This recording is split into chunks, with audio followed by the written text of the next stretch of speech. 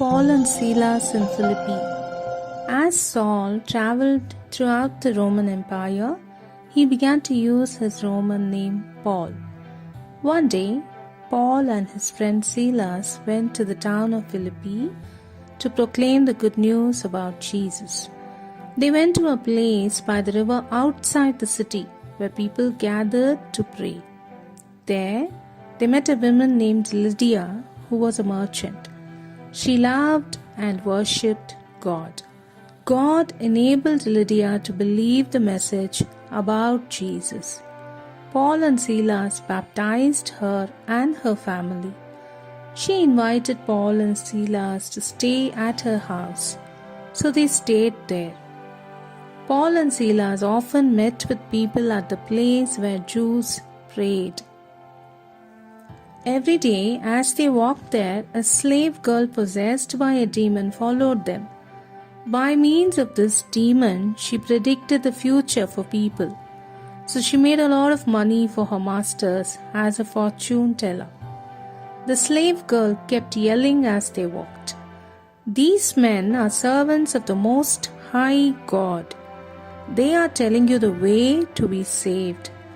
She did this so often that Paul became annoyed. Finally, one day when the slave girl started yelling, Paul turned to her and said to the demon that was in her, "In the name of Jesus, come out of her." Right away, the demon left her. The men who owned the slave girl became very angry. They realized that without the demon, the slave girl could not tell people the future. This meant that people would no longer pay her owners to have her tell their future. So the owners of the slave girl took Paul and Silas to the Roman authorities, who beat Paul and Silas and then threw them into jail. They put Paul and Silas in the part of the prison where there were the most guards. They even attached their feet to large pieces of wood. But in the middle of the night, Paul and Silas were singing songs of praise to God. Suddenly there was a violent earthquake. All the prison doors opened wide and the chains of all the prisoners fell off. Then the jailer woke up. He saw that the prison doors were open.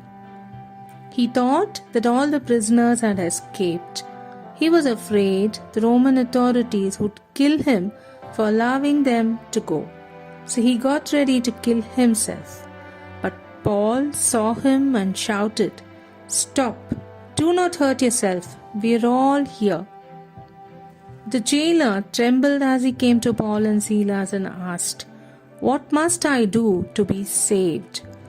Paul answered, "Believe in Jesus the Master, and you and your family will be saved."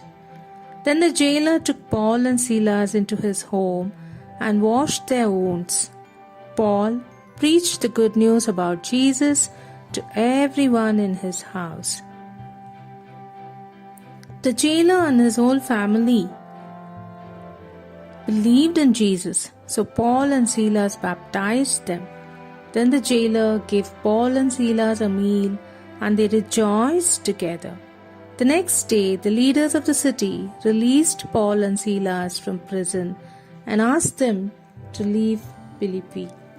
Paul and Silas visited Lydia and some other friends and then left the city.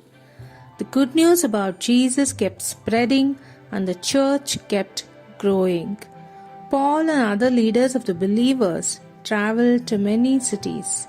They preached and taught people the good news about Jesus. They also wrote many letters to encourage and teach the believers in the churches. Some of these letters became books of the Bible.